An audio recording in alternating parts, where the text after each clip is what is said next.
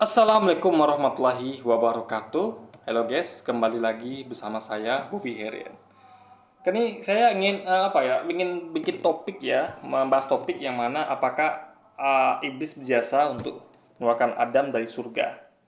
Artinya gara-gara iblislah Adam keluar dari surga. Kalau tidak ada iblis, berarti Adam tidak akan keluar dari surga. Artinya kita akan tetap ada di surga sekarang ini guys. Tapi gara-gara iblislah kita keluar dari surga. Apakah benar begitu? Ya, apakah benar? Nah, ini kita akan bahas ya. Kenapa ini penting? Karena ada seorang namanya Pipahit ya, dan ini saya juga mungkin ada terjadi pada apologetic lain yang mana dengan entengnya dia tanpa berpikir dia menyampaikan hal itu. Dia nggak ngerti tujuan penciptaan Adam, ya kan? Dia nggak tahu bahwa Adam itu memang diciptakan sebagai khalifah gitu di muka bumi. Dia bahkan menyamakan konyolnya, dia menyamakan dengan kisah penyaliban Yesus, ya kan? Kalau Yesus kita ngerti lah. Jadi iblis memang berjasa, ya. Iblis berjasa, terlibat, berjasa untuk membuat Yudas dengan membisikkan Yudas memberitahu di mana tempat persembunyian Yesus. Artinya iblis itu terlibat dan ikut bagian dalam hal lain berjasa. Perkara berhasil itu belakangan, nggak disoal. Kenapa? Karena ini dia iblis sih sedang bekerja dengan Tuhan.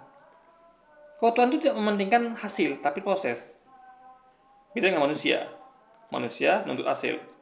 Kalau Anda tidak bekerja menghasilkan sesuatu, tidak dibayar gitu. Ya kan? Ada tukang TV elektronik perbaiki TV saya. Kalau dia tidak mampu perbaiki, ya gimana saya mau bayar dia? Ini memang harus ada hasilnya, tapi Tuhan tidak. Ada seorang ayah keluar rumah untuk cari nafkah untuk istrinya. Berdarah, keringat, nggak dapat hasil. Apa Tuhan tidak nilai? Tuhan nilai. Tuhan kasih pahala ibadah. Meskipun tidak ada hasilnya. Karena Tuhan itu pasti itu. Dia menilai manusia berdasarkan perbuatannya, bukan hasilnya. Itu beda Tuhan manusia. Jadi ketika iblis melakukan itu, berhasil tidak berhasil, tetap ada andilnya gitu. Tetap Tuhan akan nilai. Yang anehnya kan gini. Kok bisa iblis itu kan tahu kalau penyaliban itu akan membuat manusia itu ditebus dosanya. Alias kan iblis kan tahu itu harusnya hal yang dia lawan harusnya. Dia fight against that gitu kan. Dilawan itu kenapa? Karena tujuan iblis memang untuk menyesatkan manusia sehingga manusia itu masuk neraka, sesat gitu. Masa dia mau membuat manusia itu dipermudah? Ingat manusia itu dipermudah loh. Dulu yang harus supaya mengorbankan kebakaran, tiba-tiba sekarang dimudah. Nggak perlu lagi. Saya iblis bantu. Ini aneh sekali gitu. Jadi iblis kok bisa membantu manusia dan Tuhan untuk kerjasama gitu. Ini aneh sekali guys. Harusnya iblis kan melakukan sebaliknya. Harusnya berusaha gagal itu harusnya kan. Tapi tidak kejadian guys. Itu masalahnya guys.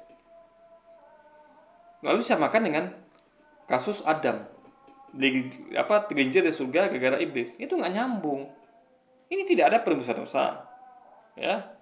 Kedua, dia nggak ngerti bahwa Adam memang dijadikan khalifah. Tujuan begitu. Jadi ketika iblis membuat Adam berada di surga, itu adalah saya sampaikan bahwa surga Adam kita tuh untuk pergi ke suatu tempat yang asing itu butuh proses, butuh latihan, butuh pengetahuan, butuh persiapan.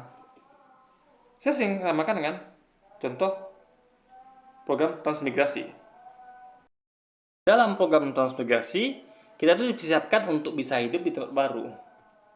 Dari kota ke desa. Desa pun bukan desa kampung, tapi tempat terpencil. Ya, yang mana belum ada penghuninya. Jauh dari keramaian, jauh dari penduduk. Ya kan? Nah, itu butuh persiapan yang matang. Berapa bulan, bahkan mungkin ada yang mungkin beberapa tahun. Syaratnya juga harus ketat. Harus di atas 11 tahun, harus sehat jasmani rohani. Ada macam-macam syarat yang harus dilengkapi, nggak sembarangan guys. Nggak sembarangan bisa transmigrasi. Karena memang berat, transmigrasi itu berat. Gitu.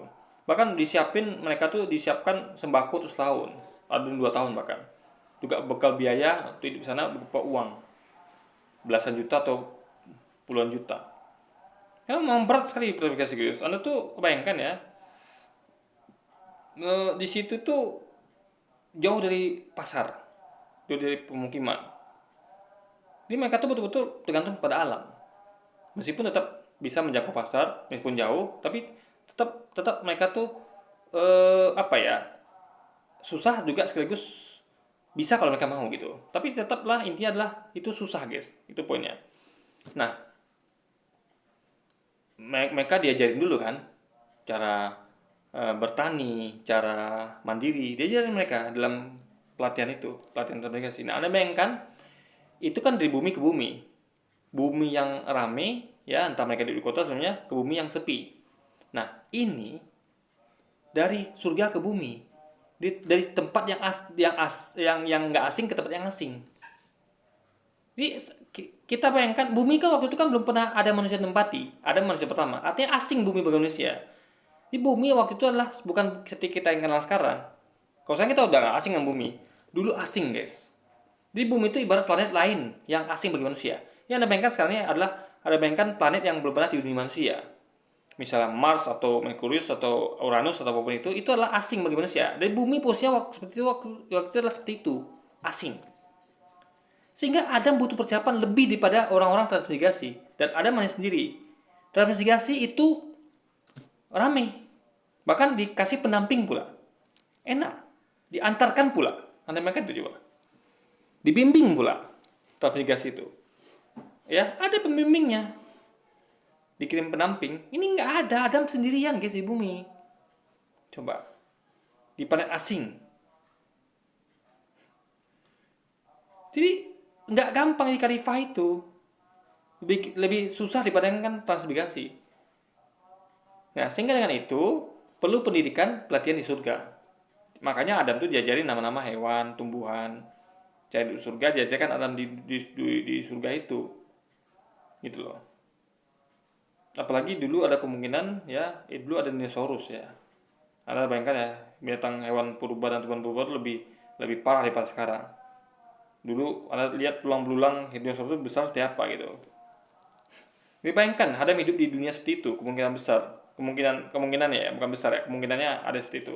Jadi dunia yang asing bagi manusia waktu itu, paling asing gitu guys. Nah, jadi aneh kalau Adam tuh diciptakan langsung ke sebumi, aneh.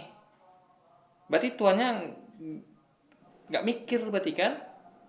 Kalau Adam itu adalah manusia yang harus disiapkan dulu. Tapi kita karena ini logis, makanya kita tahu bahwa Tuhan itu adalah yang maha pintar, maha cerdas. Dia tahu segalanya, dia tahu bahwa Adam ini butuh pelatihan, butuh persiapan di surga. Artinya Tuhan ini adalah berpikir Tuhan ini, bukan Tuhan yang bodoh gitu guys. Cerdas dia, lebih cerdas daripada para pembina transmigrasi itu, gitu kan? Dia persiapkan dengan matang di surga itu. Nah, itu logika pikirnya. Jadi nggak mungkin Tuhan tuh menurunkan Adam itu langsung ke dunia tanpa persiapan di surga. Sama tidak mungkin menurunkan orang ke transmigrasi tanpa dipersiapkan dulu melalui program transmigrasi, guys. Itu logika pikirnya. Nah, makanya dia baca ayat ini ya. Jadi dia tidak menyampaikan di videonya itu, itu tidak menyampaikan ayat ini ya. Tujuan penciptaan Adam. Jadi kita harus tahu ya, tujuan penciptaan Adam. Jadi kalau dia pegang pada dalil yang mengatakan bahwa iblis berhasil menggelincir Adam dari surga ke bumi, itu adalah dalam hal mempercepat. Bukan dari Tuhan dia keluar enggak. Itu mempercepat prosesnya. Proses yang latihan itu di surga tuh harusnya sekian, dari dipercepat. Sehingga ada tuh kesiapannya kurang untuk di bumi itu kurang. Sehingga dia akan lebih mudah disesatkan gitu, guys. Karena persiapannya kurang gitu. Kurang matang gitu kan. Jadi kita bacanya ya. Tujuan, jadi dia harus, kalau dia belajar Islam saja, dia akan ngerti tentang tujuan penciptaan alam bumi. Itu intinya. Di dasar iblis mau ngapain kek, itu tetap kembali ke sini, karena ini dasarnya. Tujuan penciptaan Adam, ya. Untuk apa? Dia baca di surat Al-Baqarah ayat 30 ya, yang ayat terjemahannya berbunyi, ingatlah ketika Tuhanmu berfirman kepada para malaikat. Sesungguhnya, ini Tuhan itu sudah berfirman pada para malaikat. Disuruh ingatlah bahwa ketika Tuhanmu berfirman kepada para malaikat, sesungguhnya aku hendak menjadikan seorang khalifah di muka bumi ini. Itu, jadi Tuhan itu memang berniat untuk menjadikan khalifah. Udah ada niat Tuhan, guys. Dan itu dia realisasikan. Jadi tujuan Adam itu memang jadi khalifah, mau ada tidak ada iblis tetap jadi khalifah dia. Mau iblis itu menggelincir apa tidak dia tetap akan jadi khalifah, tetap akan turun ke bumi. Cuman ya itu tadi nggak langsung, butuh proses. Dan iblis hanya mempercepat proses itu. Itu poinnya. Jadi apakah iblis berjasa untuk menggelincirkan Adam dari surga bumi? Iya, berjasa.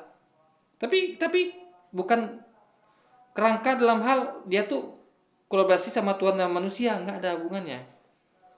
Karena ini adalah justru iblis itu membantu manusia justru membantu dirinya untuk membuat manusia tuh lebih mudah digelincirkan gitu guys. Jadi dia tuh bukan justru membantu Tuhan dan manusia, enggak. Dia tetap dalam konteks rangka melawan Tuhan dan manusia. Itu logika dia. Kalau tadi kan penyeliban itu adalah iblis membantu Tuhan manusia gimana supaya tujuan Tuhan ini berhasil. Ini tidak. Iblis justru menggagalkan rencana Tuhan. Tuhan berencana untuk menyiapkan Adam di surga dengan waktu yang ditentukan. Iblis gagalkan itu dengan dia buat Adam keluar surga lebih cepat. Bukan berarti Allah gagal ya, bukan. Tapi iblis itu membuat, karena yang gini, itu kan kemauan Allah, bukan ketidakmampuan. Allah bisa saja mencegah iblis buat itu. Tapi kan yang diuji manusia, diuji Adam ini, bisa dia anak godaan. Ternyata Adam tidak bisa gitu. Ini bukan perkara Allah mampu tidak mampu, tapi Allah mau atau tidak mau. Dan Allah terbukti dia tidak mau meneruskan program Adam, sehingga dia juga lebih cepat. Ya. Jadi dia tuh mampu, hanya dia tuh tidak mau melakukan itu karena dia ingin menguji Adam sekali lagi. Ya. Beda dengan yang tadi saya katakan, kisah penyeliban. Itu Tuhan tuh mampu mengampuni dosa. Tapi dia menjadi tidak mampu di perjanjian baru karena dia harus bunuh diri untuk menebus dosa manusia. Yang awal dia mampu, dia hanya butuh manusia, bukan butuh sih, dia hanya mau manusia untuk mengorbankan bersama kebakaran, tiba-tiba jadi harus dia pula yang korban. Artinya kan dia berubah jadi sesuatu yang urusannya hanya mau tidak mau menjadi mampu tidak mampu. Itu adalah Tuhan yang aneh, sekali lagi ya, aneh sekali. Masa Tuhan hubungannya dengan mampu tidak mampu, sehingga harus dia yang turun tangan. Tapi kalau yang pertama tadi kan memang dia memang urusannya mau tidak mau. Buktinya dia mau memberi dosa kalau manusia itu mempersembahkan kebakaran dan dia tidak mau ketika manusia tidak mempersembahkan kebakaran gitu guys. Itu gue pikirnya. Oke, jadi mungkin sekian dulu aja video kita kali ini dan sampai jumpa lagi di video-video selanjutnya. Wassalamualaikum warahmatullahi wabarakatuh guys.